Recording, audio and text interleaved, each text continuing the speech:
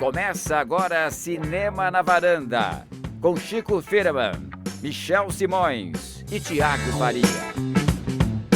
Varandeiros e varandeiros, mais um Cinema na Varanda, sou Michel Simões, episódio número 189. Que rei sou eu, Cris Lume, né?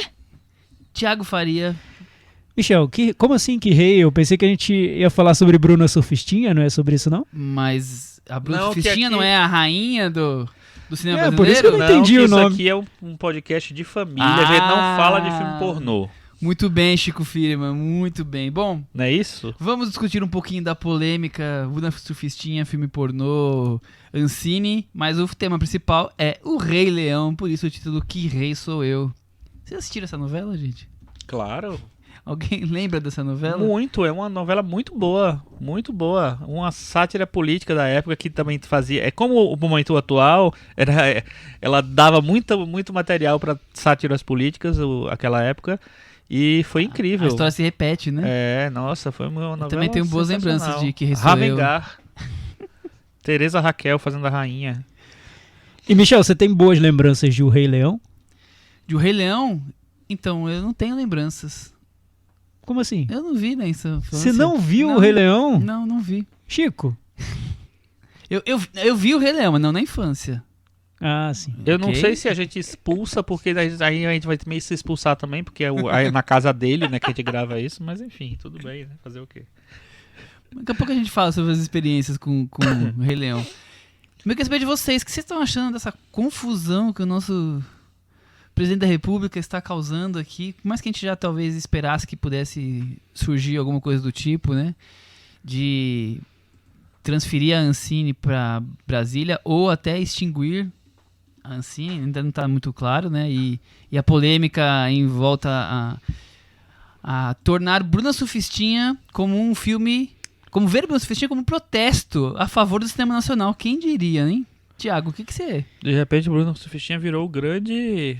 marco do cinema brasileiro de protesto, né? É sempre. Eu até fiz questão muito... de assistir, eu e a Cris assistimos, nós não tínhamos visto no fim de semana só pra poder. Michel, você não tinha visto provocar. Rei Leão nem Bruna Surfistinha, dois dos principais filmes dos últimos 50 anos. Eu escolhi os filmes errados, né? Poxa. Mas tudo bem, vamos falar da Bruna Surfistinha e da polêmica Jair Bolsonaro. Não, foi surpreendente pra mim o exemplo que ele usou, né? Bruna Surfistinha, porque acho que ninguém esperava, nem a Débora Seco tava esperando, que coitada. existia esse filme. Não, não, olha, a Débora Seco adorou ter feito Bruna Surfistinha, um dos papéis que ela mais comenta. Eu lembro da época do lançamento, ela estava super animada com o filme, enfim. Tanto que ela gosta desse filme que ela voltou para se manifestar agora, defendeu Bruna Surfistinha, enfim.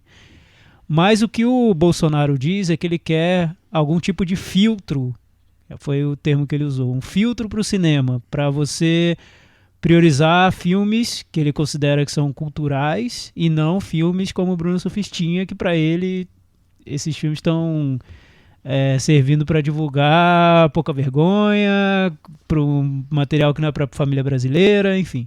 Ele quer filmes sobre grandes heróis, foi o que ele disse, mas nada ainda está definido, né? Ele sempre costuma recuar no que ele fala vezes, e sim, tudo mais. Felizmente. Só que é perigoso essa ideia de você colocar um filtro no cinema. O que você acha disso, Chico? Tinha gente falando hoje que ele quer filme sobre grandes heróis. Vai ter, tem Marighella vindo aí, gente. Boa. Então, enfim, vai ter. Boa. Espera um pouquinho mais, Jair. A gente achou muito ridículo quando no governo Lula saiu o filme Lula, Filho do Brasil. E agora?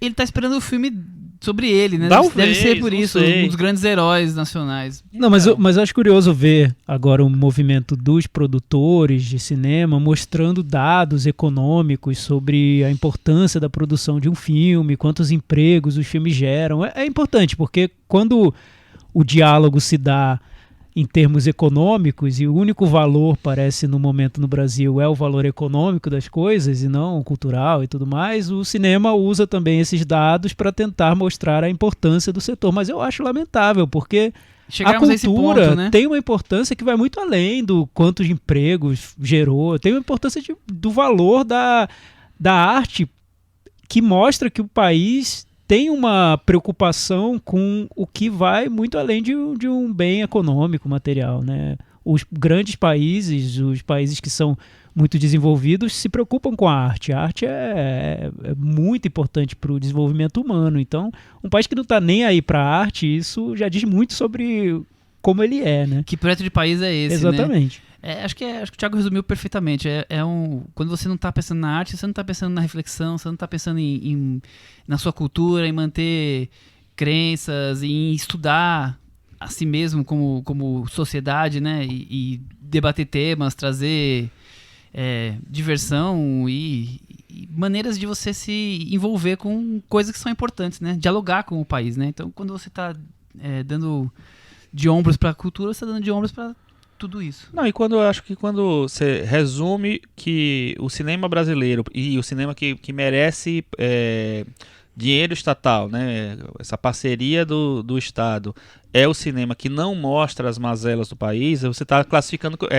É quase como se o Ministério não fosse da Cultura, que nem existe mais, na verdade, né? Fosse do turismo. Tipo assim, tô fazendo filme para atrair turista pro Brasil. Não é assim, não é para isso, né? Então acho que precisa... Você não faz Bruce Precisa trocar, né? Precisa tirar sexual, tudo, né? Vamos acabar com tudo isso que tá aí e mudar tudo de novo, porque eu acho que só o Thanos mesmo, com a manopla do infinito. Eu acho que é uma visão distorcida do que é cultura, do que representa para o país. Não é um bem, você não coloca um valor, um preço nisso. Tem um sentido que vai muito além do que é econômico. É um valor quase filosófico mesmo. É importante para a cultura do país, é isso. Para a formação do país. Mas eu acho que o problema para ele não é nem a questão do dinheiro cultural, financeira. É mesmo vocês estão tratando valores que são diferentes dos valores que eu trato. Uma visão muito limitada, para não dizer outra coisa. Eu acho que tem esse discurso, eu acho que tem realmente isso, mas eu acho que também tem um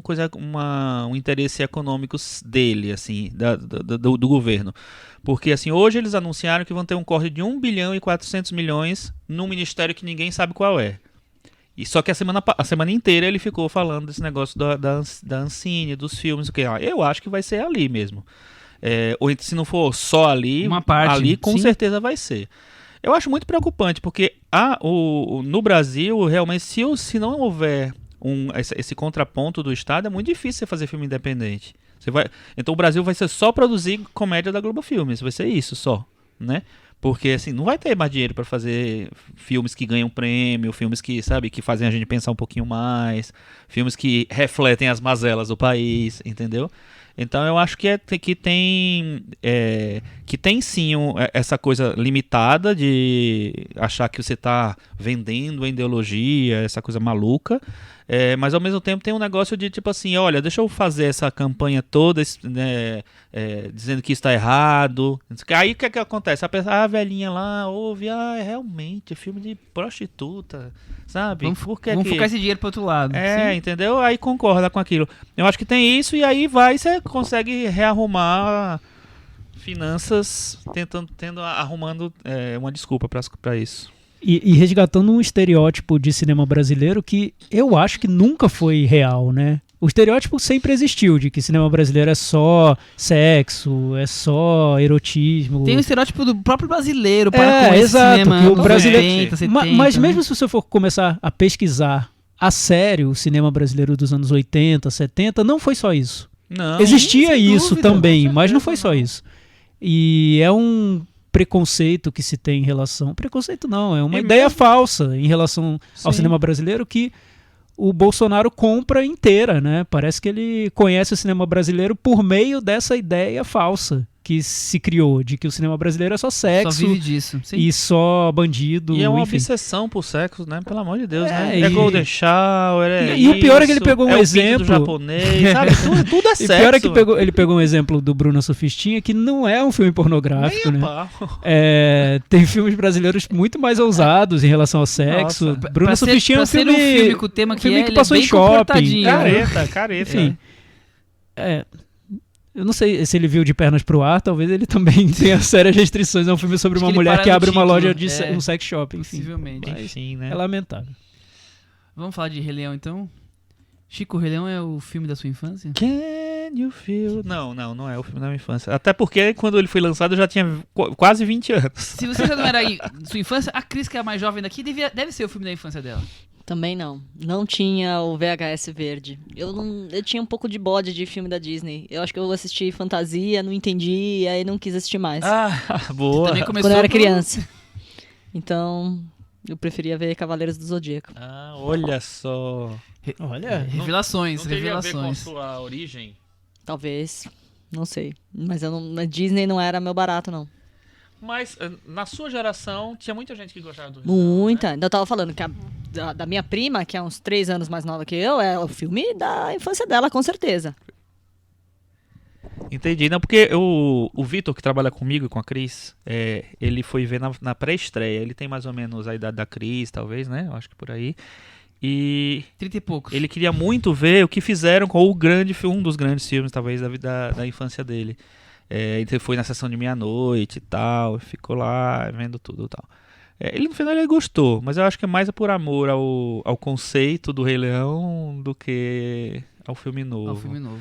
Mas, enfim, eu acho que é um filme que foi muito marcante na época, porque ele vem de uma leva de filmes da Disney, que são a retomada da Disney, né? Que é A Pequena Sereia, depois A Bela e a Fera, depois Aladdin e depois O Rei Leão. Todos já foram refilmados, menos A Pequena Sereia, que já vai ser, eu acho que ano que vem. E O Rei Leão foi a maior bilheteria disparado desses todos. Foi um mega sucesso. Se eu não me engano, naquela época, antes do Titanic, ele virou o grande filme. Se não foi o maior, foi o segundo ou terceiro daquela época, de todos os tempos naquela época. Então foi um sucesso estrondoso, né? O Thiago, a Cris não gostava muito, o Chico acho que já não era mais na infância, quando passou o Rei Leão, e você? eu vi quando foi lançado, eu você lembro. tinha uns 15, né? Sim, eu também. sim. Os filmes da Disney, os desenhos, eram muito elogiados nessa época. Animações. As animações, a crítica adorava.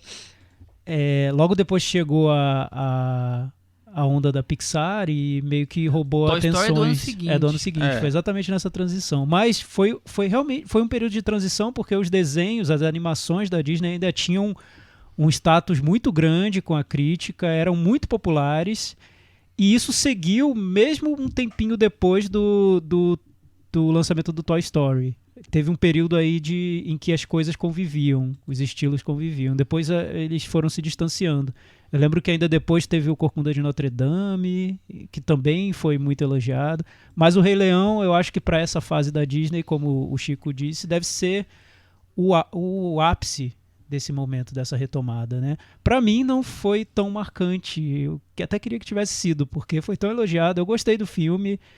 Eu preferia os filmes que eram mais engraçados. Eu tinha gostado mais do Aladdin, eu lembro. Eu também. Na época. Mas eu gostei. Tinha toda essa referência shakespeariana, da maneira como o roteiro era construído. Parecia um filme criado para se tornar um clássico da Disney, né? Era todo redondinho no roteiro.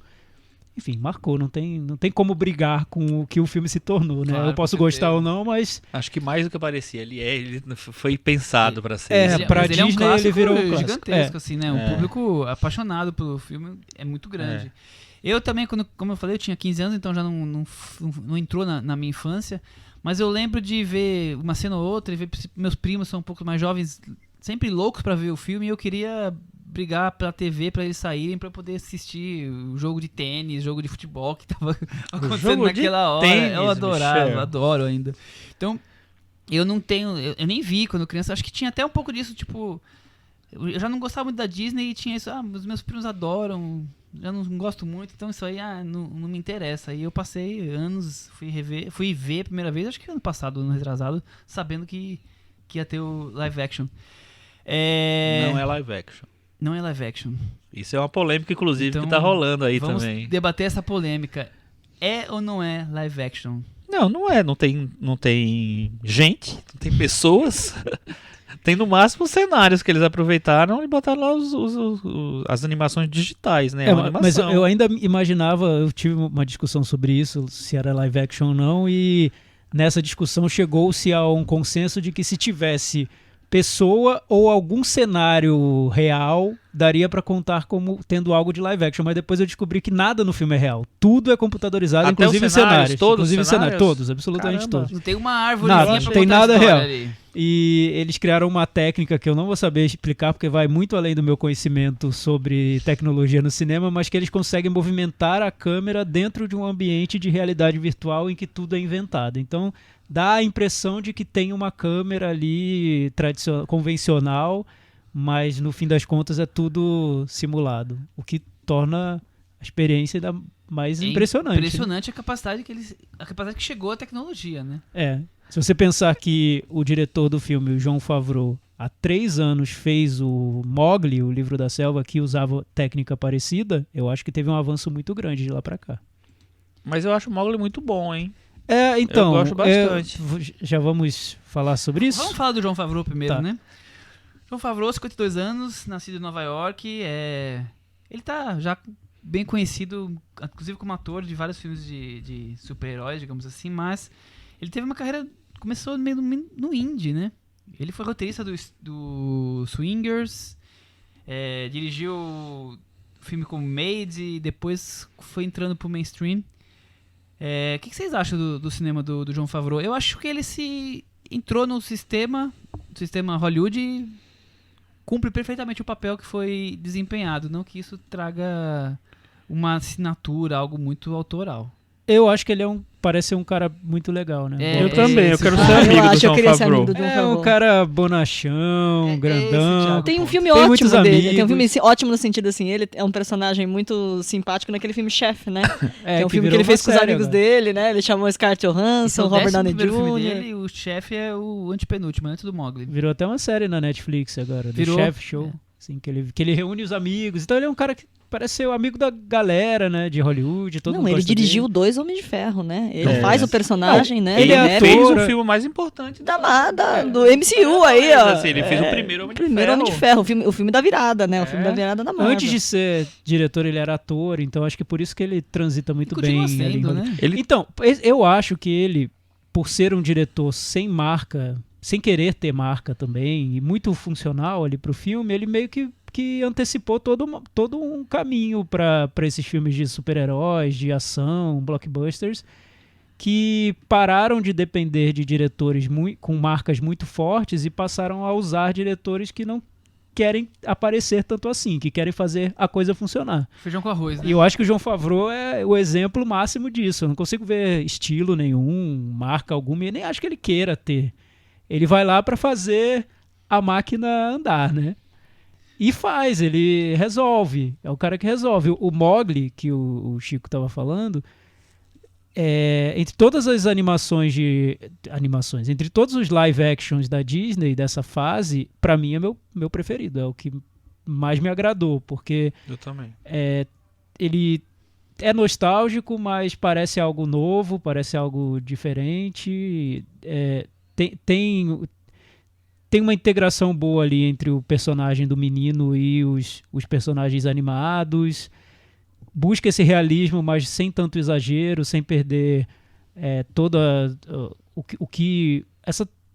essas feições um pouco mais humanizadas que são típicas da animação. Ele consegue encontrar um meio termo entre isso e o realismo que ele busca com a técnica. Enfim, eu acho que é um filme que resolve tudo isso muito bem. E é um live action mesmo, porque tem realmente atores humanos, né, Então chegando à interpretando. conclusão que o live action não é live action do Rei Leão. Não, isso tá uma polêmica. Depois o pessoal tá comentando muito isso, dizendo Não, que mas não é live E action. não é live action O mesmo. termo que estão usando é um filme hiperrealista, né? É uma animação hiperrealista, que é um termo que usam mais para videogame que para cinema. Mas faz sentido mesmo. E não live action. Eu chamaria de animação. É uma animação. Eu chamaria de animação. Enfim, voltando pro Jon Favreau, eu acho que ele... Essa coisa de buddy que ele tem, né? Eu acho que isso ajuda ele nesses projetos que não tem muita cara. Não precisa ter muita cara, na verdade, assim. Então ele faz uma coisa de amigo mesmo, faz um filme divertido e tal. Eu acho que ele é muito funcional para esse tipo de coisa. No primeiro Homem de Ferro, eu acho que ele foi muito bem, assim, eu não sei o quanto tem ali. Isso que eu ia falar, não sei o quanto é dele, Exatamente, né? porque assim... Provavelmente pouco. Provavelmente pouco, porque isso que o Thiago falou realmente acontece na Marvel. Eles pegam os diretores que não tem muita cara, que são mais... vão fazer coisas mais por encomenda quase, né? Tipo assim, imagino que a interferência do estúdio seja Deve ser gigantesca. Então, assim, eu não sei até que ponto você tem decisões criativas ali que dependem do diretor mesmo. Ele é assim. só o líder do grupo, né? Acho que em alguns casos talvez tenha um pouco mais, tal. No Pantera Negra talvez tenha um pouco mais. No Guardiões da Galáxia eu imagino que tenha também. Mas assim, são projetos que são mais específicos, que fogem do núcleo principal de heróis. Então acho que tem ali uma liberdade um pouco maior. Mas o Jon Favreau, eu acho que ele tem essa coisa simpática que atrai. E ele, como o Happy, né? Ele fez o Happy Hogan em todos os filmes. Ele fez uns 200 filmes da Marvel já, ele apareceu, né? E agora ele tá nos filmes do Homem-Aranha. Ele também é muito simpático como ator. Então acho que ele é um cara legal pra fazer esse tipo de coisa. Quando ele fez acho que a gente até viu junto o Mowgli, né? Todo mundo aqui, eu Acho acho. que sim.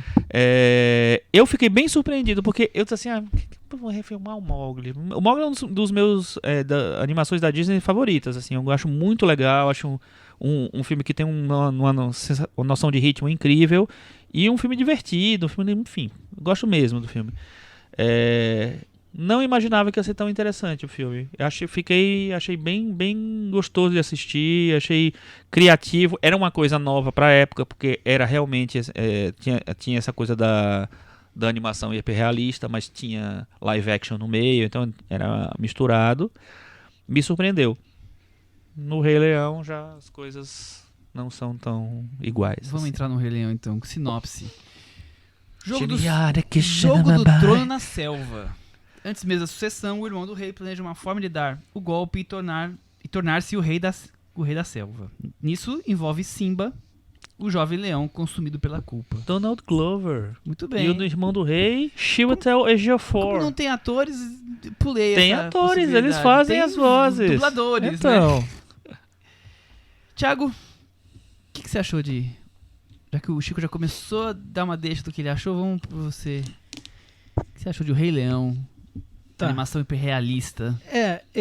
Aliás, eu usei o termo hiperrealista, eu acho que o termo correto é fotorrealista. Eu acho que enfim. Mas acho que eu me hiperrealista acho que confundi. cabe. Não sei. Enfim. Tá, vamos por partes, né? Como diria o Jack, vai. Como diria o Jack. Pensando num aspecto técnico da coisa, eu acho que realmente é impressionante o que o filme consegue com a tecnologia de efeitos visuais e de animação. Eu não tinha visto um filme que reproduzisse de uma maneira tão crível o que a gente entende como realidade. A vida selvagem. Em muitos momentos parecia que eu estava vendo um especial da Discovery e não uma animação da Disney.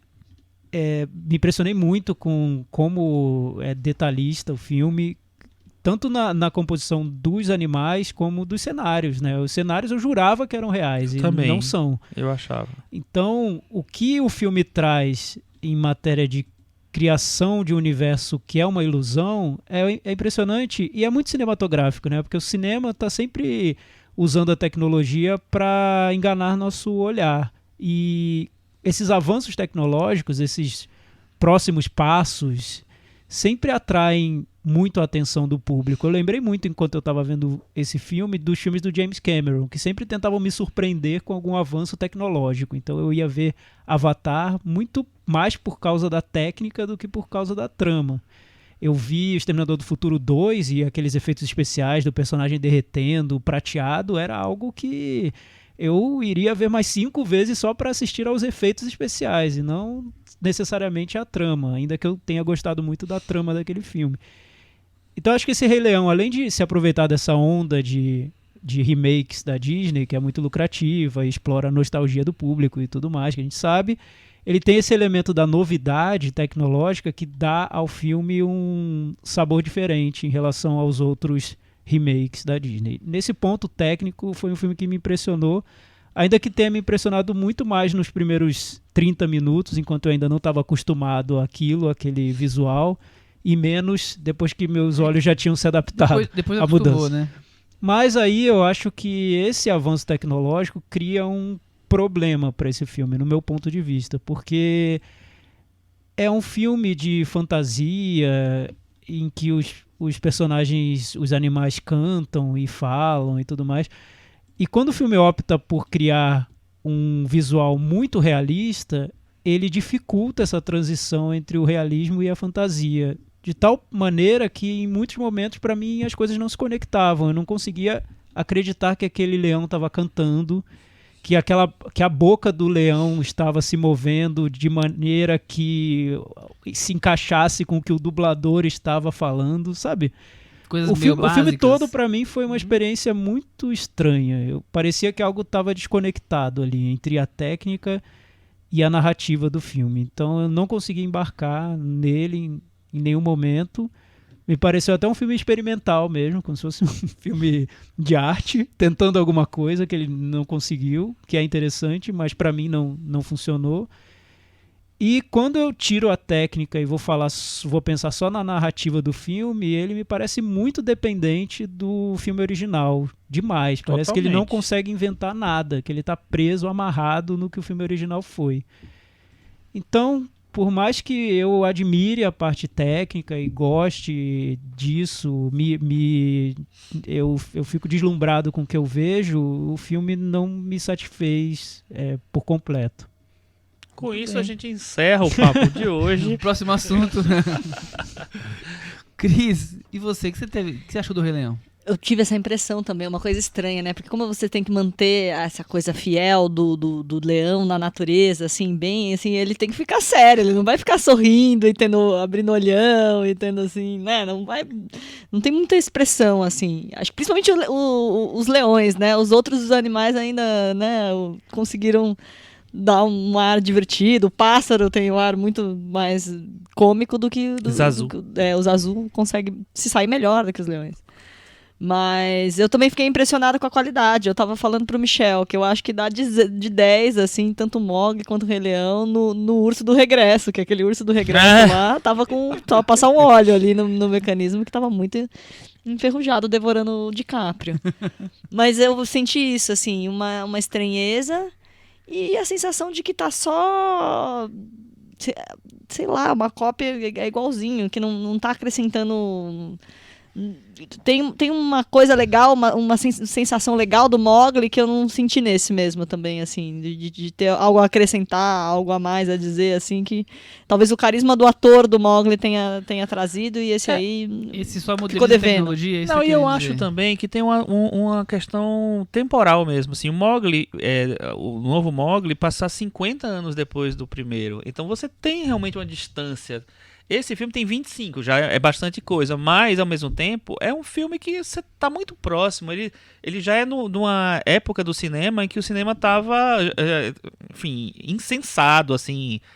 A gente tá massacrado o tempo inteiro por todos esses grandes blockbusters. Então é um filme que ele nunca saiu de cartaz, vamos dizer assim. Todo mundo lembrava, todo mundo sabia. As tal. músicas estão no imaginário, o musical Exato. é muito famoso e rodou o mundo O musical, e tal. inclusive, se eu não me engano, é a Julie Taymor que fez. Ela é produtora do filme também. Ou seja, eles tentaram trazer de alguma maneira essa experiência do musical para o filme. Não sei exatamente o que é que entrou disso, mas acho que nada. Mas enfim, a mulher veio. Concordo com o que o Thiago e a Cris falaram. Assim, é impressionante a técnica. Mas ela até certo momento só, né? Depois ela vira uma coisa que você tá padrão. Me lembrei muito do Psicose do Gus Van Sant, porque assim, muitas cenas eram muito iguais e tipo assim, por que isso vai fazer só por quê? Porque a tecnologia melhorou, agora é incrível, fantástico. Eu acho que vai você já fazer tá de levando novo. a gente pro nosso outro papo, hein? Antes da gente dar o meta-varanda, veredito. mas a gente já pode flertar aí e entrar nessa outra seara. Mas que, é porque eu lembrei que mesmo. o durante o Michel filme. tem uma lista aí dos filmes desnecessários. Eita. Mas olha, só puxando essa história que a Cris falou dos animais, de você não ter não serem fofos. Eu senti muito isso, porque esse filme me fez refletir sobre o que faz a animação ser tão atraente para o público. Eu acho que quando você mostra um animal num desenho, num filme, uma animação da Disney, Na verdade, o animal, ele tá no meio termo entre o humano e o bicho, né? Porque sempre é um animal com feições humanizadas, um olho meio triste ou alegre, ele destaque, sorri, né? ele canta, ele pula. Então você tá vendo uma criança que ao mesmo tempo é um bicho, sabe? É um meio do caminho. E quando você torna tudo realista, totalmente realista, e coloca limitações ali no que pode e que não pode fazer, então não pode fazer o bicho sorrir, porque se sorrir, quebrou o realismo. Não pode ser fofo, porque se for fofo, quebrou o realismo. Você tira isso que a gente conhece como o encantamento da animação, que é você criar essa ilusão de que o animal tem características humanas, né? Mas e acho que isso pra mim se perdeu de um jeito. Eu acho que eu não que consegui isso que ver. você tinha falado até antes, que eu ia falar e eu esqueci. Concordo totalmente, assim, existe um conflito nesse projeto de cara, que é tipo assim, vou fazendo uma coisa super realista, ao mesmo tempo que vou fazer animal cantar, vou, sabe, contar uma história totalmente de fantasia. Então, como é que você engloba as duas coisas ali, entendeu? A sensação É que eu difícil tenho, realmente. Vocês estão falando é que quanto mais próximo da perfeição em imitar animais reais, o cinema ou o filme está se afastando da forma tratar com o público. Quer dizer, a partir do momento que você tem é tão perfeito aquele leão que já não é mais o leão que vai cantar, que vai falar, que vai pensar, que vai agir, né? Porque você já perdeu essa conexão que o Thiago comentou do desenho animado trazer algum toque que chame a atenção dele, e ele tem uma característica, né? Ali são, por exemplo, as leoas, tirando agora eu vou esquecer o nome. Nala. A Nala. Então a mãe e todos os outros que aparecem são completamente idênticos. Eu acho que é impossível de você distinguir. A própria Nala é muito parecida, a Nala, porque quando ela cresce, ela é impossível. Eu até você tava perde qualquer possibilidade de diferenciar, de ter e desconectar com o personagem. é como na vida, Eu meu filho. vi Vai na África pra você ver. Eu vi um cartaz do filme na rua, né, num desses relógios da rua, e era um personagem escrito Mufasa, né, que é o personagem. E era uma foto de um leão.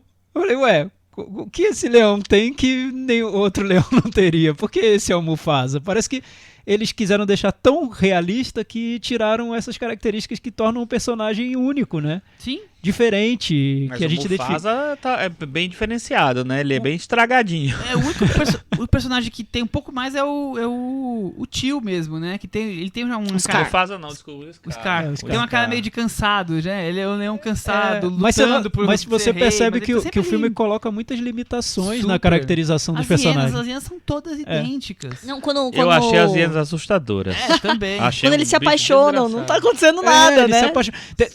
Zero. Tem uma cena que é várias cenas ali pra mim são super estranhas no filme. Eu achei até uma experiência. Eu acho que é um filme experimental, no meu ponto de vista.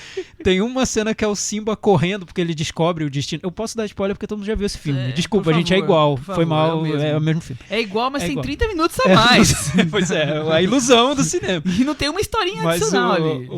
que o Simba descobre o grande destino dele, ele sai correndo na savana em direção ao destino. A cena é simplesmente um bicho correndo no cenário estático, né?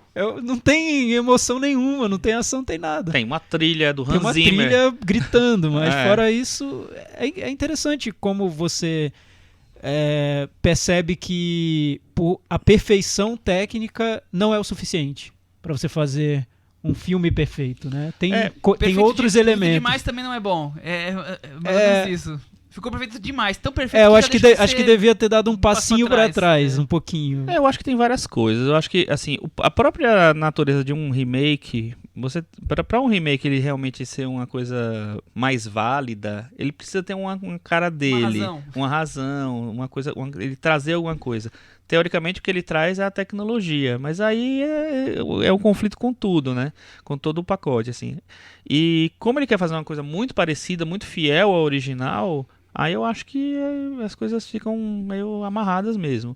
Uma coisa que eu achei bem interessante foi eles escalar basicamente um elenco negro para fazer os leões. Então é o Donald Glover, é a Beyoncé, o James Earl Jones volta, o Chiwetel Ejiofor, a Alfred Woodard. Então vários atores negros lá para fazer os leões que vivem, obviamente, na África. Então teve uma preocupação ali de, sei lá, de trazer sotaque, de trazer até um compromisso com a realidade mais, como teoricamente o filme tem, né? Mas eu acho que as vitórias desse filme são muito pontuais e muito pequenas, na verdade, assim. O Thiago falou várias vezes, né? Um filme experimental. Talvez seja mesmo um filme para ser uma experiência, para ver o que é que dá certo. Quer dizer, na bilheteria ele deu muito certo, né? Então, eu acho que se a gente for levar em conta o sucesso dele, talvez isso vire um novo parâmetro para animação. Todas as animações tenham que ter bichos realistas que não sorriem e que não sejam fofos e pronto, acabou. E aí eu imagino as criancinhas indo no zoológico e perguntando: mãe, por que esse leão não tá cantando? Né? Porque é tão realista, devia estar cantando também.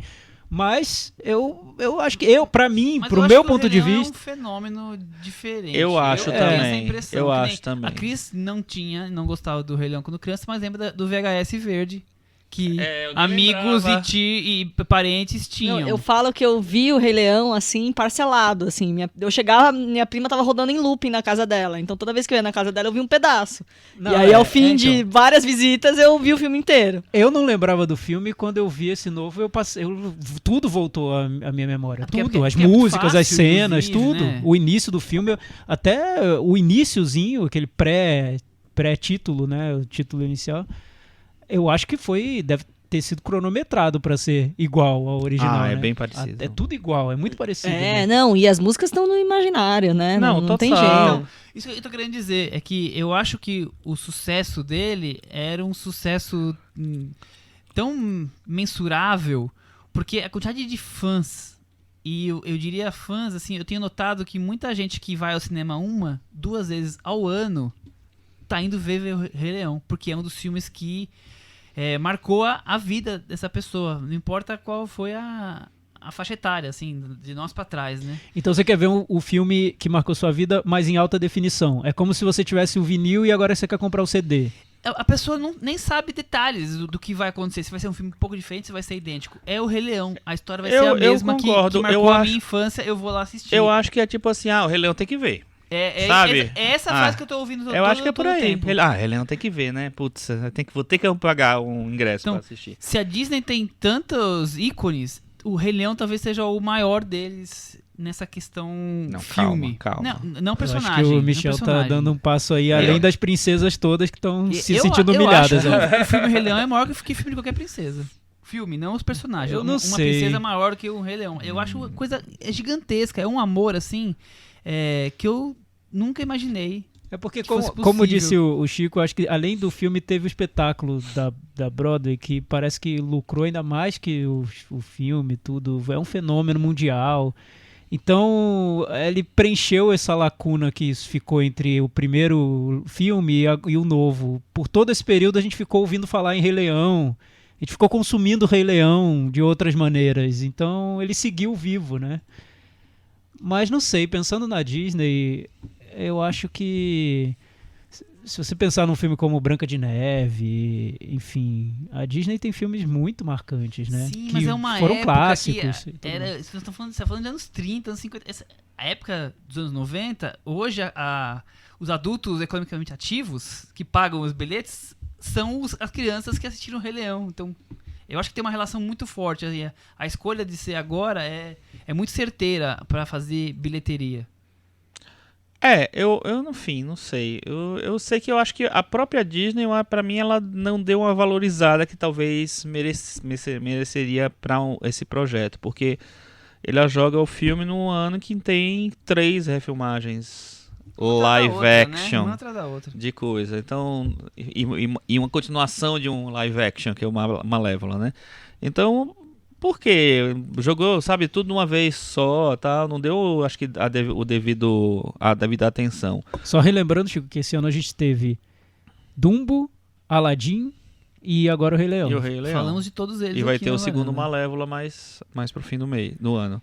Não sei se é porque a Disney já percebe que talvez essa onda passe logo e já tá Quer fazer querendo tudo aproveitar, correndo. né? Porque, imagina, já programar para vários anos e no ano que vem a bilheteria já começa a ratear, né? Não sei. Então, eu acho que Eu falei isso aqui da outra vez, né? Eu acho que a Disney tem um projeto de ter, se não é um top 10, um top 5 só de filmes da Disney esse ano.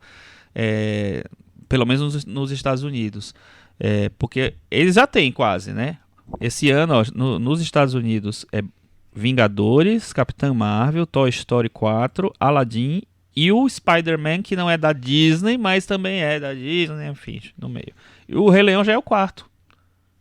Fez 191 milhões na estreia, a segunda maior estreia do ano. Só perdeu para o Vingadores. E no mundo, 543 milhões. Um sucesso gigantesco. Então, em um final de semana, fez meio bilhão já. Ô Cris, o que você acha, tratando um pouco da história, o que você acha que faz tanto sucesso assim a história do Rei Leão? Quais são os elementos que pegaram o público de jeito? Eu acho que é a jornada do herói clássica. Eu acho que você tem personagens de humor. Timão e Pumba. Que eu acho que, né, que é uma sacada que eu acho que a Disney, via Pixar e tal, eles conseguiram ir aprimorando desde então, né, que eles vieram trazendo. Consegue reunir isso, ainda consegue ter romance, um vilão bem definido, aquele vilão, né, aquele vilão clássico. São muitos elementos de história muito, assim... Épico, né? Épica, assim, que não tem por onde errar. Tem bichinhos fofinhos, são muitos elementos juntos, assim, não tem como. É isso, menino? Vocês também concordam com eu acho que é isso, é um filme clássico. A Disney acertou nesse ponto. Não se arrisca em nada, né? Não, é porque também não acho que seja um problema, né? Porque a gente fala, parece que o filme não é corajoso e tal. Acho que o objetivo dele era ter sido clássico mesmo, um filme com esses elementos da jornada do herói, tem muito Shakespeare no filme, tem um clímax que é uma apoteose ali pros personagens, os atos da trama são muito bem marcados, esse elemento cômico tá presente, a trilha, as músicas pontuam bem o filme. Elton John, né? E Tim Rice. Então tá tudo é tão perfeitinho que eu acho um pecado refazer mesmo, né? Por isso o Chico fez a referência ao Psicose do Gus Van Sant. Eu acho que a sensação é parecida. Não tem o que mudar, né? Não tem o que atualizar, não tem o que fazer, então repete. E é isso, agora, vai fazer o quê? Faz agora 3D e passa, apesar da estrutura clássica, a gente tá falando do original nisso, né? Apesar da estrutura clássica, de ter todos os elementos de um épico clássico, teoricamente era um filme ousado, porque os filmes anteriores, já dessa fase, essa retomada da Disney, porque ele vinha de uma baixa realmente, assim, Pequena Sereia, Bela e a Fera e o Aladdin, são ou baseados em histórias clássicas ou baseados em personagens lendários, assim, que estão no imaginário já há algum tempo. O Rei Leão não, você está criando uma mitologiazinha do zero. Você é toda embalada na coisa clássica, mas assim, os personagens são novos, é uma história nova, teoricamente. Você não existe um imaginário popular anterior, antes. Sim. Então o negócio começa nele. Então eu acho que isso é um grande mérito do filme original.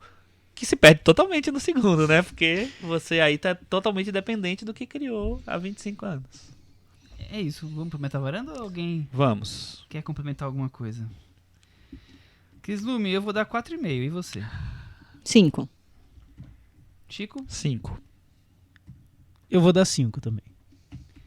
Com isso, o Rei Leão ficou com 49 no Metavaranda e... Caiu da varanda. Como os nossos ouvintes esperavam, ele caiu da varanda, mas ele não foi lançado, né? Não, ele caiu. Não foi lançado como naquele prequel, naquele preview, na verdade, que a gente colocou. No Facebook foi colocado. Foi a queda do Mufasa, né? Foi a queda do Mufasa. Aquela queda que demora, que vai segurando, que tenta sobreviver, mas não consegue. Por um triz, mas aí vai lá, os varandeiros vão lá e dão um empurrãozinho no Nós somos o Scar. O Thiago deu uma pisadinha na garra, dá uma né? pisadinha e solta o Mufasa. Foi isso. Vocês... Apenas relembrando que eu, o Thiago e a Cris, a gente deu 5, ou seja, a gente deixou ele na varanda. Mas nem todo mundo pensou como a gente. Pendurado, foi a referência ao filme. Ó, eu fui o primeiro que dei a nota, que é pra não ficar polêmicas de que eu fui algo pensado. Mas você nem falou tanto do filme, Michel. Pra você foi desagradável? Acho que as minhas perguntas já impõem entendi. a minha opinião. Você respondeu nas perguntando. perguntas. É isso. Olha, gostei disso, hein? É um filme muito parecido, muito perfeito em toda a questão técnica, mas não tem nenhuma novidade, não tem nada de atraente. Se tá buscando alguma coisa nova, não vai ser no Rei Leão falso live action que você vai encontrar uma releitura da sua própria criação. A gente brincou aqui e eu vou fazer essa pergunta. O Rei Leão é um filme desnecessário, Chico Firman? Essa Olha, versão do Rei Leão é desnecessária? difícil dizer que é desnecessário, porque tem realmente você querer ver a tecnologia, de até onde você vai e tal. Mas eu não gastaria meu dinheiro se eu fosse dizer assim. Se fosse o Bolsonaro, não daria dinheiro. Não pra esse filme, sabe? Filme de bicho falando, cantando. Nossa, Deus me livre. Cris, Bicho abandonado pelos pais. Não dá. Esse Essa negócio de ficar família. mostrando as mazelas da nossa África, da nossa terra-mãe. E por que mostrar a África? Gente, nada a ver. Eu acho que não tem jeito, né? É um projeto com cara de precisamos ganhar dinheiro, precisamos fazer top 5, top 10 Encontramos um bilheteria filão, do né? ano. Exatamente. Encontramos um filão, vamos aproveitar esse filão até enquanto é possível. A hora que desgastar, a gente para, né? Entendeu? Essa coisa da refilmagem sempre foi, né? discutível. E aí, existem filmes desnecessários? Você conhece alguns filmes ou tipos de filmes desnecessários que... Pra que foi feito isso? A gente estava falando sobre hoje a gente estava falando sobre os filmes que são refilmagens de filmes estrangeiros, né? Que é só para deixar pra ser agradável pro público americano, né? Aí eu acho bem discutível. O que você acha disso, Thiago? Dessa artimanha americana? Eu concordo. Eu vi que teve uma refilmagem recente daquele Intocáveis. Eu nem assisti. Passei. Porque eu não vou Eu querer também. ver de novo. Ainda é um filme que eu nem gostei tanto assim. E eu sei que vai ter uma versão brasileira também. Pra Vai quê? ter um Vai, brasileiro vai. lá, meu Deus. Então, Sério? Não sei. E a Eu versão não de diria- Segredo de existe Seus um Olhos? Então, teatro, eu não gosto de dizer desnecessário, porque isso varia muito, depende muito, né? Vamos lá, uma pessoa que não viu o primeiro Intocáveis, nem sabe que ele existe, cai lá na sessão do cinema, vê o segundo e vive uma experiência quase transcendental. O filme não foi desnecessário para essa pessoa. Então, porque... E você não vai cobrar que o primeiro Intocáveis seja exibido naquela semana para que aquela pessoa veja. Então, né, varia um pouquinho. É que teve uma vez que eu fui a uma sessão, tava num festival de cinema e estava sendo exibido o Império dos Sonhos do David Lynch. E aí... Você acha desnecessário? Não, na saída do cinema eu tava numa conversa ali com pessoas que terminaram o filme e uma garota irritadíssima saiu da sessão e falou: esse é um filme desnecessário, porque ele já fez esse filme, o David Lynch já fez esse filme outras vezes. Eu fiquei tão irritado, porque eu adorei o filme, achei maravilhoso, mas pra ela foi desnecessário, então fazer o quê? Eu não gosto porque- muito desse termo. Você não desse tema? Não, desse termo, porque Ah, bom. acho que é muito subjetivo, né? Não sei. Não, é porque normalmente esse é um tipo de filme que a gente considera pra quê, né? Mas por outro lado o Thiago levantou um ponto interessante. Aumenta o público. É um público que não conhece a obra original e aí vai descobrir. Mas por outro lado deveria estar descobrindo o original. Quer dizer, Eu acho errado. quem comprou os direitos devia estar relançando o filme original, talvez. Fosse uma Não, forma eu vejo um exemplo de um aumentar filme ele. que eu diria, caberia nessa classificação, é o Funny Games do Haneke, né? Que o Haneke fez o Funny Games nos Estados Unidos para chegar a um público americano que para ele seria o público alvo do Funny Games original. E aí ele refez. Se esse Funny Games americano tivesse tido uma interpretação incrível da Naomi Watts, talvez não tivesse sido, na minha opinião, tão inútil, né? Desnecessário. Mas não tem nada que eu considere maravilhoso, especial, e me parece só uma cópia do outro filme. Então, pra mim, não faz muito sentido. Eu acho que, de uma maneira geral, os remakes são desnecessários. Você acha que os remakes de forma geral? Não, de uma maneira geral, não é de uma forma geral. De forma geral você está incluindo todos. De uma maneira geral. Não. De uma maneira geral, o que eu quero dizer é o seguinte, assim, no geral, assim, numa avaliação ampla, superior não, né? Mas, enfim, grosseira, Eu acho que se uma coisa já foi feita, pra que você vai fazer de novo? E assim, se for esse negócio de traduzir a língua, mano, aí isso é ridículo mesmo, né? Pô, as pessoas têm que aprender a descobrir as coisas nas várias línguas que existem, enfim. Isso vai de encontro ao que você falou do Gus Van Sant do Psicose. Isso vai direto ao Gus Van Sant, assim. Não, mas o Gus Van Sant é na mesma língua, não é? Acho que é outro caso, assim. Esse é desnecessário mesmo, que ele quis fazer uma homenagem, a homenagem que ele faz é fazer igual. Que homenagem é essa? Ninguém entendeu ainda. A gente Ninguém já falou entendeu, sobre esse ele filme. entendeu, enfim, acho que ninguém entendeu mesmo. Acho que a gente vai ter que fazer um episódio sobre esse filme. A gente vai rever. Eu acho que não vai rever, quero não. rever. Porque realmente ninguém entendeu onde ele quis chegar com essa versão. É colorida, né? Colorida. Tem a Julianne Moore. Tem a Julianne Moore. É alguma coisa já. Olha, eu tenho outra categoria de filmes que eu acho que também são desnecessários aí. Os spin-offs do Star Wars. Que eu acho que eram espaços para tentar fazer coisas mais ousadas, coisas mais interessantes. São filmes mais fracos mesmo, que são Mas, Cris, são você tá subfilmes. atacando os filmes da série Gente, Star Wars. Não, Rogue One e o Han Solo, pra quê? Ai, Han Solo. Ela verdade. não considera Nossa, os nem- spin-off como da série. Eu Só não- usa os mesmos Esses personagens. spin-offs, não sei, eu acho que eram exatamente espaços pra dar uma despirocada, pra fazer um negócio interessante, como eles tentam fazer, sei lá, nas animações ou alguma coisa do gênero. E eles foram tão, assim, cheios de dedos e conservador, e ficou pior ainda. Pior que os filmes da série regular. Os filmes spin-off sempre são um risco, né? Porque só porque um personagem ou alguma coisa específica fez algum sucesso, você transforma aquilo num filme e nem sempre ele vinga. Por exemplo, pra mim um filme clássico desse time seria O Filho do Máscara. Um clássico. É um clássico do desnecessário. Um spin-off desnecessário O completamente. Filho do Máscara. Me Mas- fale sobre o Filho do Máscara, Michel. Ficasse no Máscara, acabou, quer dizer... Mas o que? Ficasse Eu nem no lembro do Máscara. Filho do Também Máscara. não lembro, mas só de existir esse filme já tá errado, né?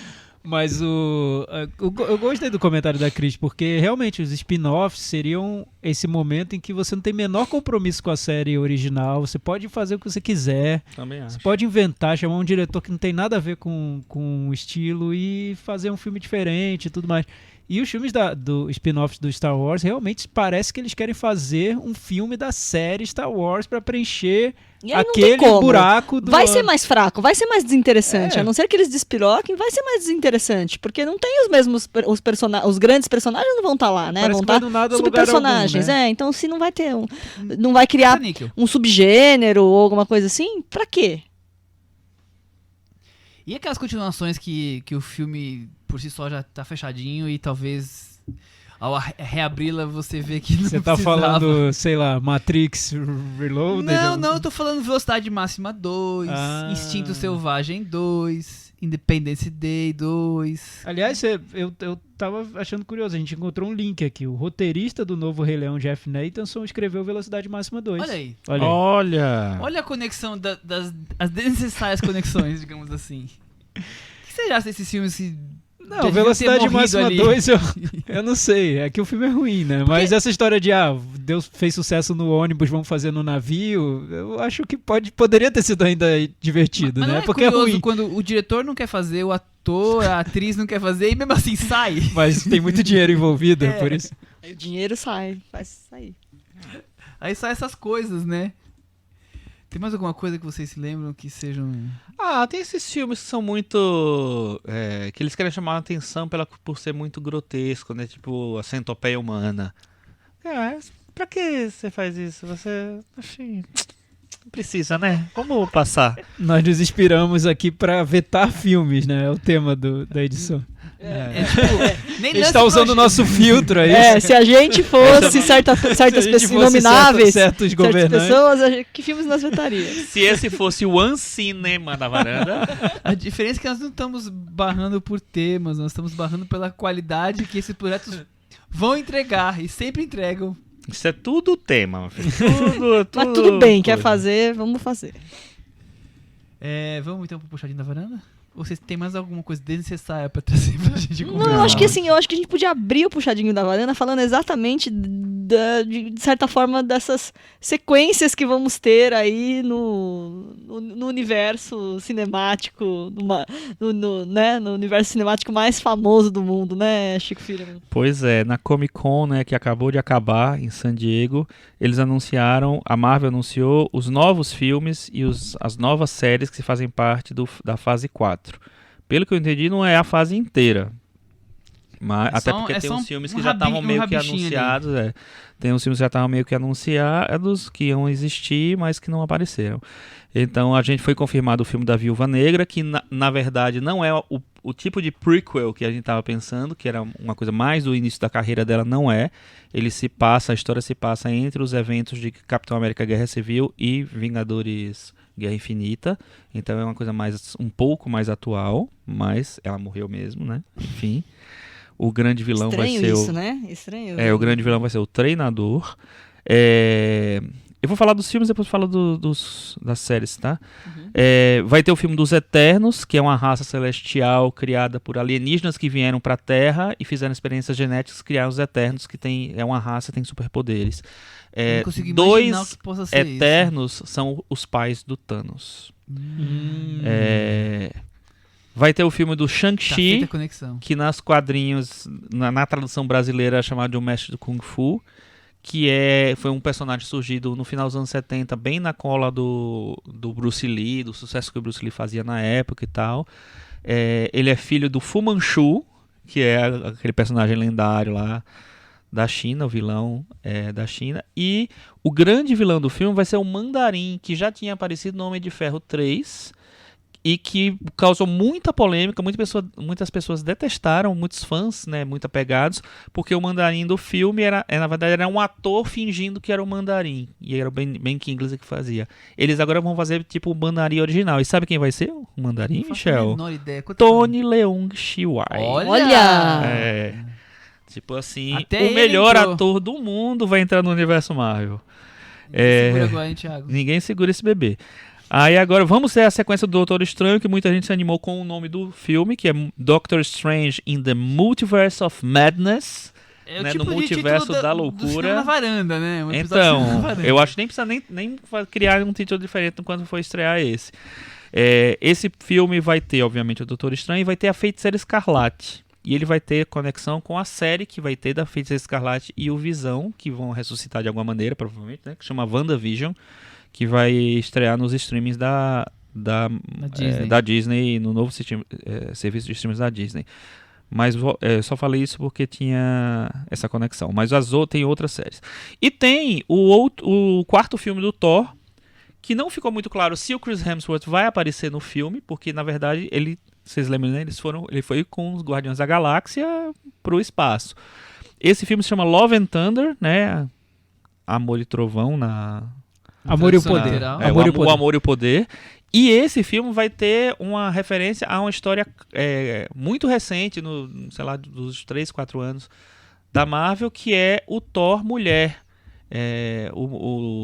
O Thor deixou o martelo, deixou o cargo de Deus do Trovão, e quem assumiu foi a namorada dele, a Jane. Quer dizer, ele perdeu... A Jane Austen, eu ia falar. Ele perdeu no divórcio, é isso? Ele perdeu no divórcio. E a Natalie Portman volta pro universo Marvel, ela só tinha aparecido no primeiro filme, no segundo ela já aparece também. Aparece imagem. E depois aparece uma foto no terceiro filme. Reza a lenda que ela tinha odiado, né? Que ela não estava mais afim de participar. Aí tem uma ponta dela no Ultimato que ninguém sabe direito se é uma ponta de verdade mesmo, se ela fez, se recuperaram alguma filmagem aí. Cris, ela tinha odiado Falaram que ela até tinha que odiado. chegou boleto na vida dela e ela passou a gostar. Falaram de que também tem uma outra versão falando que o diretor embebedou ela, né? Levou ela pra beber, tal, no bar, tal, pediu um autógrafo. No dia seguinte ela acordou, ela tinha assinado um contrato pra fazer o filme do Thor. E perdido o rim. E já tinha gravado o Boa filme Noite, enquanto ela tava Cinderela, dormindo, tal. já É usaram isso. o corpo dela e fizeram o filme. Maravilhoso. Fora isso, Até ele Portman perde um rim e Fora ganha isso- um filme do Thor. eles anunciaram que vai ter um novo filme do Blade, né? E o personagem que ele foi o Wesley Snipes no passado, agora incorporado no universo Marvel, vai ser o Mahershala Ali. Esse não tem data ainda e não foi foi anunciado, mas sem anunciar nessa lista aqui. mas disseram que vai ter. E aí, além do WandaVision, vai ter uma série que é O Falcão e o Soldado Invernal, que já estava anunciada também, e que o Falcão vai assumir o uniforme do Capitão América. Vai ter a série do Loki, que conta o que aconteceu depois que ele pegou o Tesseract de volta no Vingadores Ultimato e se pirulitou. Vai ter uma série do Gavião Arqueiro, né, que é um personagem que acho que eles não apostam mesmo num filme dele solo, vai ter a série. E a série mais interessante que vai ter, que inclusive tem a ver com a própria existência do multiverso da Marvel, é o What If, na verdade, que no Brasil, quando se publicava essas histórias do What If, era o que aconteceria se. E aí eles pegavam, tipo, o que aconteceria se o Homem-Aranha fosse uma mulher? O que aconteceria se o Loki fosse o Deus do Trovão? Então eles sempre partiam de uma troca de algum princípio básico do universo Marvel e contava aquela história. Se não sei quem não tivesse morrido, se não fosse casado com não sei quem. Então tem sempre uma coisa tem um diferente. episódio aí que o Danny Boyle dirigiu, What If nunca tivesse existido os Beatles, olha só. Exatamente. Veremos em breve. É o primeiro episódio. Esse vem aí em breve, né? O que aconteceria se os filmes da Marvel fossem bons, né? Vamos, talvez esse. Todos O mundo ia são ser ótimos. diferente. E aí o que acontece? Ele abre essa possibilidade de você dizer que essas histórias realmente não são só o que aconteceria. Elas estão acontecendo em algum universo paralelo da Marvel. A Marvel tem essa coisa do multiverso. Vai ter... Tá no título do Isso filme é uma do Doutor série. Estranho. Isso é uma série. Tá no título do filme do Doutor Estranho e é também citado no filme do Homem-Aranha. No filme do Homem-Aranha ele fala, a gente tá na Terra 616, eu acho, que é a Terra onde se passa as histórias do universo Marvel nos quadrinhos. As outras todas paralelas são as 1 milhão de terras. Muito bem. Parece bom. Ô Chico, o que você acha? Foi uma impressão minha ou eles estão apostando pesado em séries? Porque são os personagens, assim, Sim. são os personagens dos Vingadores, né? O Soldado Invernal, a Feiticeira Escarlate, o Loki, que eu acho que é um dos, pelo menos pelo que eu acompanho, um dos que mais carismáticos e que as pessoas têm fã-clube, que amam e tal. Tem um Mas culto isso, ao Cris, é a Loki. Disney juntando todos os heróis da Marvel Pra pra fazer esse detonar streaming aí, né? a Netflix. então, é isso que eu acho, que eu acho que eles estão vindo tem um pesado, Thanos, porque... Netflix. do streaming. Porque, ó, eu tô vendo que nos filmes eles estão começando a criar outras coisas, né? Apostar em outras coisas, e no streaming eles estão botando as cartas marcadas aí, os grandes atores, Eu os acho grandes que eles personagens. que tem duas coisas. Tem o negócio de deixar o streaming deles muito forte e realmente detonar a Netflix.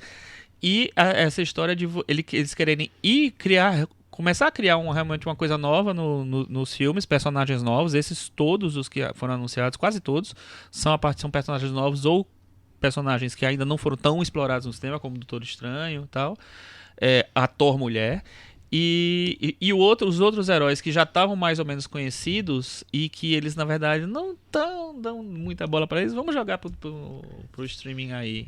Então, Aí mas eles e vão- acho que assim, mas cria interesse, tipo, ver uma série do Loki, sempre todo mundo falou nisso, todo mundo tem interesse. Eu achei uma então... estratégia comercial perfeita. Porque eles vão interligar tudo e os fãs vão ter que assistir a essas por séries. aí. Vai ser obrigatório. E é isso, vai ser E um dessa sucesso. forma eles estão colocando personagens que hoje não estão no primeiro escalão, que é Homem de Ferro, Capitão América, quer dizer, não são esses, em filmes que vão representar... Você quer ver Marvel? São esses os filmes, quer dizer, não tem nenhum em 2020, 2021 um desses personagens gigantescos. O Doutor Estranho talvez seja um pouco maior, mesmo assim não é desse primeiro time, né, que são aqueles 6 iniciais. Então eu acho, não vou dizer corajoso, mas é uma jogada, né? E eu acho necessário você recriar as bases do universo. Porque repetir muito, chega uma hora que realmente Homem de Ferro começa 28, a cansar. né? E como ele já tem a faca e o queijo na mão, já tem todo o poder do cinema, dá pra renovar, né? Dá pra ter um pouco de liberdade. E eles são muitos personagens. A partir do momento que os filmes não fizerem tanto sucesso, eles dão um jeito de voltar Corta, com claro. os personagens mais Homem-Aranha clássicos. sempre vai estar aí, né? Homem-Aranha Pode ter vai. certeza, cada 3 anos uma nova refilmagem do zero. Homem-Aranha com certeza vai ter mais um. Eu acho até mais 2, sei lá. E aí vai ter uma convenção da Disney em agosto e provavelmente eles devem anunciar os outros títulos, inclusive Capitão Marvel 2, que já estava anunciado, Pantera Negra 2 Guardiões da Galáxia 2. Muito bem. 3. 3. Cris, você tem alguma coisa pra fazer pro Cadinho? Isso já foi bastante. Eu acho que era isso mesmo, que eu achei que eles estão bem, não é tipo Agents of S.H.I.E.L.D., eles estão indo nos personagens de verdade, colocando os atores que eles consideram do patamar 1 ali, né? Transformando as séries em protagonistas também, não só os filmes. E aí, Thiago, e você? Você tem alguma coisa pra Não tenho. discutir aqui? Eu tenho ainda trabalhado em puxar os filmes que eu fiquei devendo pra mim mesmo, digamos assim, mais recentes. Mas teve um filme que estreou na Netflix recentemente que tem até algum destaque, assim, chamada principal no site, que é um filme de Taiwan chamado Cities of Last Things. E aí fiquei curioso e fui ver. O filme ganhou o prêmio do festival na sessão plataforma em Toronto, então eu já imaginei que fosse um filme mais focado pro público. E é um filme com todas as artimanhas pra agradar aquele público que gosta de uma surpresinha a qualquer instante. É um filme narrado de trás pra frente, a gente já viu isso em Amnésia. Irreversível. E Irreversível também, e aí ele vai contando... A gente gosta disso, Michel? A gente gosta quando é bem utilizado, quando é novo. E a Amnésia foi maravilhosamente utilizada. Claro, porque é Christopher Nolan. Christopher Nolan cria tendências. Entendi. E aqui ele já tá copiando a tendência do Christopher Nolan, mas, Sei. claro, só não tem o personagem que esquece. É um outro personagem que você tá querendo entender por que ele, na primeira cena, acontece o que acontece. É um filme que a ideia é muito bonita e... Dispensável? Dispensável. Temos aquele momento, então? Cantinho do Ouvinte. Com o Thiago Faria. Cantinho do Ouvinte é onde eu trago os comentários do nosso blog cinemanavaranda.com. Semana passada falamos sobre os melhores filmes do semestre e muita gente comentou, viu? Eu pedi para deixarem as listas e as listas apareceram. Eu vou começar com um comentário que eu achei muito legal, porque esse comentário está vindo do futuro. Oi! Como é isso? Ou melhor, da Austrália, onde os filmes estão chegando primeiro. Vou explicar para vocês o que está acontecendo. É o João Vitor Feitosa. Adoro listas e gostei muito do episódio. Infelizmente, aqui na Austrália, cinema brasileiro só chega em festivais ou na Netflix. Será que ainda tem Ancine na Austrália? Será? Talvez ele saiba nos dizer. Será que o cinema brasileiro ainda vive na Austrália? Não é? Ou já acabou na Austrália? Quem sabe Não ele sabemos. responde pra gente nessa Ele semana. vai responder. Mas o cinema asiático é bem presente por aqui. Dessa forma, eu já assisti ao Parasite, do Bong Joon-ho. Olha! E acho que vocês vão pirar com o filme. É maravilhoso e toca nesse assunto de cinema social que vocês comentaram no episódio. Olha aí, por isso eu disse que tá vindo do futuro. E também tá vindo do futuro porque tem outro comentário, esse pra Cris. Ah, meu Deus. Cris, quanto ao filme Yesterday, acho que é melhor você diminuir as expectativas. Ah, não, eu já diminuí. Eu Pode estava ficar ansioso da mesma forma que você quando eu vi o trailer. Quem mas é a achei pessoa? o Você filme não falou. bem fraco, na minha opinião. A premissa é boa, mas a execução nem tanto. É, já fiquei sabendo que as melhores piadas estão no trailer, que já. era uma boa ideia, mas Aí, foi João só um Vitor. gasto de ele dinheiro. também. Ele também. O João Só Vitor um também. gasto João de Vitor. dinheiro de licenças autorais aí de música dos Beatles. Que Entendi. tristeza, né? Mas vai ser divertido, eu acho. Viu? Vai, também acho. Eu já tô gostando desse filme. Já agarrei amor por esse filme. Já agarrei amor.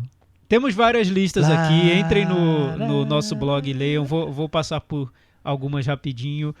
O Silvano, pra ele, o melhor foi Em Trânsito, depois First Reformed, Nós, John Wick, Vidro. Aliás, o First Reformed eu esqueci completamente que tinha sido lançado esse ano. Nem cogitei entrar na minha lista. Você Viu? não Eu não- consultou a lista não. dos Mas tudo bem, streamings, tá mas lá. tudo bem. Beleza, tá bom. O Vidro, o John Wick Parabellum tá na lista dele. A Thaís Ferreira, que diz que descobriu o Cinema na Varanda por acaso em uma matéria sobre podcasts e agora felizmente estou nessa situação de dependência auditiva. Obrigado pela matéria e obrigado pela maratona que ela começou a fazer. Ela falou assim, estou maratonando vocês. E aí ela deixou uma opinião sobre o Dor e Glória do Almodóvar. Disse que é um filme sobre reencontros, reencontro de um cineasta com seu primeiro grande filme, reencontro com um ator que se tornou um desafeto no passado, vários reencontros, e por isso ela diz que, mesmo para quem não conhece com profundidade a vida e a obra do Almodóvar, o filme tem reflexões muito interessantes. Recomendo a todos e todas. O João Chiavo deixou a lista dele também. Em primeiro lugar, Assunto de Família. Segundo, Dor e Glória. Terceiro, Fé Corrompida. Ele incluiu Oitava Série, outro filme que eu não fazia ideia de que tinha sido lançado em streaming esse ano, olha, tantos que se perderam na vida. O Gabriel Belo colocou Amanda em primeiro lugar, Dor e Glória em segundo, A Favorita em terceiro, Temporada em quarto. A Juliana colocou em primeiro lugar um filme I'm Easy to Find, que é um filme inspirado, acho que é inspirado no disco do The National, ou foi um projeto ali que veio junto com o disco dirigido pelo Mike Mills. Segundo lugar, Assunto de Família. E terceiro lugar, Em Trânsito. Pedro Lovalo também deixou a lista dele. Ele colocou em primeiro lugar Vidro, do Shyamalan. Depois Fanático de Shyamalan. Fé Corrompida, Amanda, Amor até Cinzas, Em Trânsito, A Mula. E por aí vai. O Ailton Monteiro, o preferido dele é Longa Jornada à Noite Adentro, do Big Gun. O segundo, Dor e Glória. O terceiro, Deslembro. E o Caio Moraes disse que sentiu falta do Deslembro também na nossa lista. Aliás, alguns filmes muito elogiados por cinéfilos esse ano não entraram na nossa lista. Por exemplo, o John Wick 3, O Vidro. Eu acho que... O Vidro entrou sim. O Vidro entrou na... Não, mas não na nossa Entrou lista na final. minha, Não na nossa lista final. Eu acho que o semestre foi tão bom que esses filmes acabaram não conseguindo entrar. Em outros anos, provavelmente, eles tivessem ocupado espaço, porque esse ano foi puxado. Caio Henrique Francisco... Esse ano foi puxado. Foi puxado de muito filme Puxado bom. de bom. É, de bom. O Caio Henrique Francisco no Twitter também mandou a listinha dele, falando que o Assunto de Família é favorito, depois Em Trânsito, Amor até as Cinzas, Nós, The Mustang e Hair Smell. Então, temos aí de todos os lados comentários e listas. Até semana que vem. Tchau! Tchau. Tchau.